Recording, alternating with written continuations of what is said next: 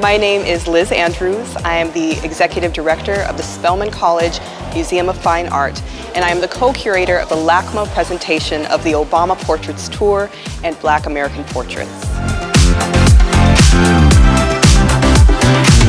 Both the portrait of President Barack Obama by Kehinde Wiley and the First Lady portrait of Michelle Lavonne Robinson Obama by Amy Sherald were unveiled at the National Portrait Gallery in 2018.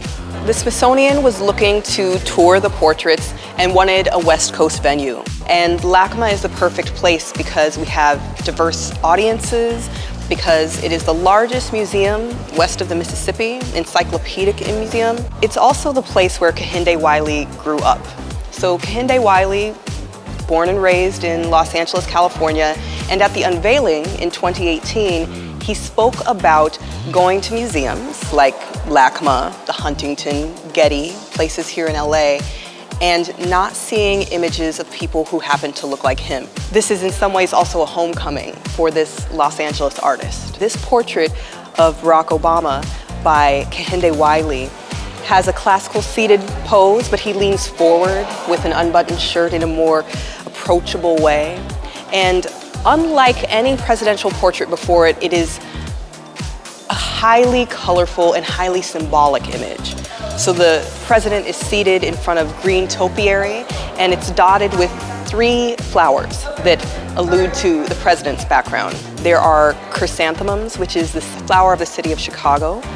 There are African blue lilies, which represent Obama's ancestral home, the place where his father was from. Then there's white jasmine, which represents Hawaii, where Obama was born and raised.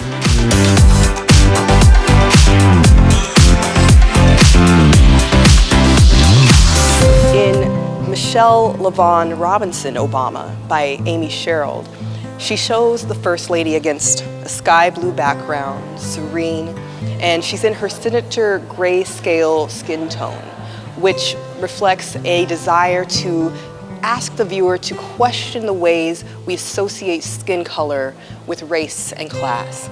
It also mirrors the ways that black skin tones are rendered in black and white photography. It's also highly symbolic because the garment, the dress that she wears, is by Michelle Smith Milley, and it both alludes to pop art, the art Pete Mondrian, as well as Southern black quilting traditions with the geometric patterns. When the viewer is looking at these images, you are facing north. And we did that to conjure the idea of the North Star, which is not the biggest or brightest star in the sky, it's the star that stays in one place. And so it's used for navigation, including for people who were escaping slavery. The North Star was the star that guided you toward freedom, toward the North, toward Canada. In order to think about the significance of the Obama portraits, one has to remember that keeping your eye on that North Star has led us to this place. The ways that we understand blackness in this country has been incredibly marred by justifications of slavery and racism. But at the same time, black people have always offered counter images in our own eyes. And so we want people to feel the importance of this portrait in a long history of portraiture about black Americans.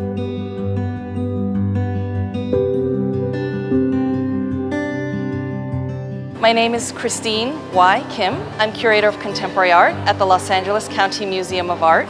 We are standing in the Resnick Pavilion at LACMA inside of the exhibition Black American Portraits. When we learned that LACMA would be one of the venues of the tour of the Obama portraits, we were really excited and also thought about how can we think about these portraits and contextualize them in a way that's both educational for us at the museum as well as for audiences, and to really think about centering blackness and what that might look like and how that could play out. It is an exhibition of 140 works of art by 109 artists. The works of art span 200 years. The earliest work is from about 1790, and we even have works made from just 6 months ago during the pandemic with artists in deep reflection during this time.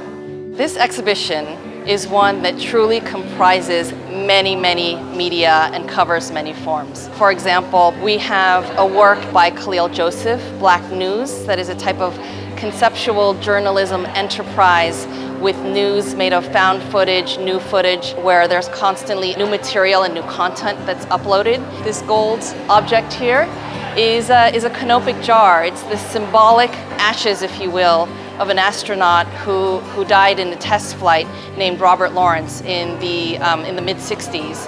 That work has been made by Tavar Strawn, a Bahamian American artist who worked with the Art and Technology program here at LACMA. But of course, this exhibition includes painting, drawing, sculpture, video, time-based media, and a lot of really beautiful photography from the 1800s.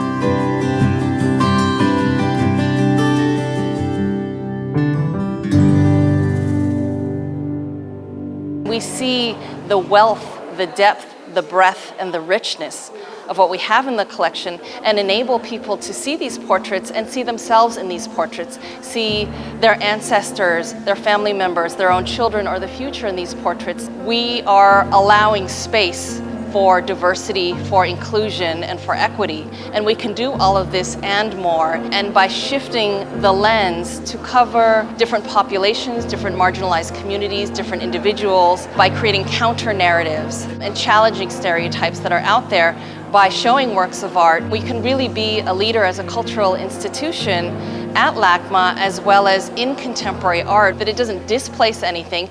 It adds a much fuller picture of what America is, what it has been, and what it can be more of.